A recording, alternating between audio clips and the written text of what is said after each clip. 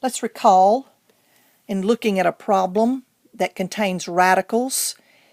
Anytime you have a negative under the radical, you must immediately bring it out as an I. So on this problem, I have 2 times the square root of negative 1 gives you I.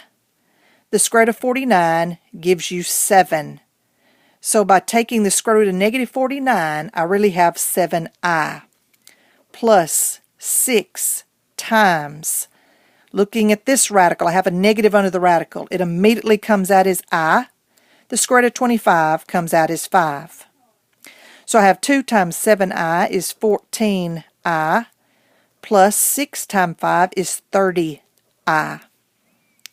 Considering that they're like terms combined, 14I plus 30I gives you 44I. So your final answer to this problem is 44I. Next, let's continue looking at this example of an equation that contains fractions. The first thing that I see is that I have denominators of 5, 2, and 3. I want to eliminate these fractions. I want to multiply each term through by a common denominator. My common denominator between these 3 numbers would be 30. All 3 of these numbers will divide into 30. So what I'm going to do is I'm going to go through and multiply each term through by 30. So let's multiply this term through by 30, this term through by 30, and this term through by 30. If you have to, pull it over to the side. I'm going to do the work over here. I have 3x over 5 times 30. Recall 30 is over 1. You can either multiply straight across or you can cross reduce. I like to cross reduce. 5 divides into 5 1. 5 divides into 36. Then you're saying 3x times 6 gives you 18x. 3x times 6 gives you 18x. If you would have multiplied straight across and then reduced, you would have still got 18x. So we end up with 18x. Notice that the fraction is gone. Minus. Now let's multiply this second term by the common denominator. So I have x minus 3 over 2 times 30 over 1. Again, I would put parentheses around that binomial, because when you multiply by a binomial, you have to distribute. So let's begin cross-reducing. 2 divides into 2, 1. 2 divides into 30, 15. So you're looking at 15 times x minus 3.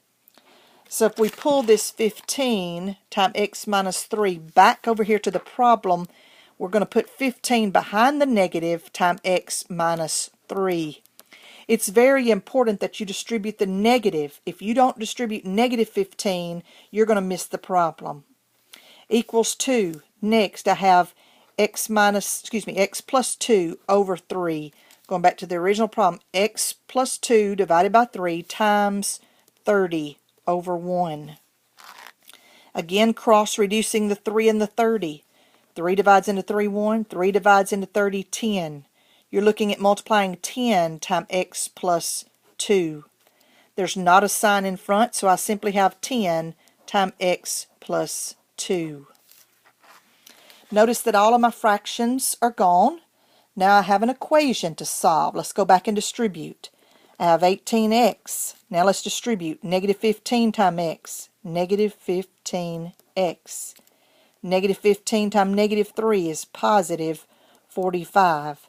Equals 2. Distributing 10. 10 times x is 10x. And then 10 times 2 would give me 20. Continue solving this equation. Combine like terms. 18x minus 15x gives me 3x plus 45 equals 10x plus 20. I see that I have x's on both sides. I'm going to move the one on the right hand side. Subtract 10x from both sides. The 10x's cancel on the right hand side. 3x minus 10x is negative 7x plus 45 equals to 20. Continue on, subtract 45 from both sides. Subtracting 45 from both sides. Isolating the x term, I end up with negative 7x equals to negative 25. Your last and final step, divide both sides by negative 7. Divide both sides by negative 7. Therefore, x equals to negative 25 divided by negative 7 is positive 25 divided by 7.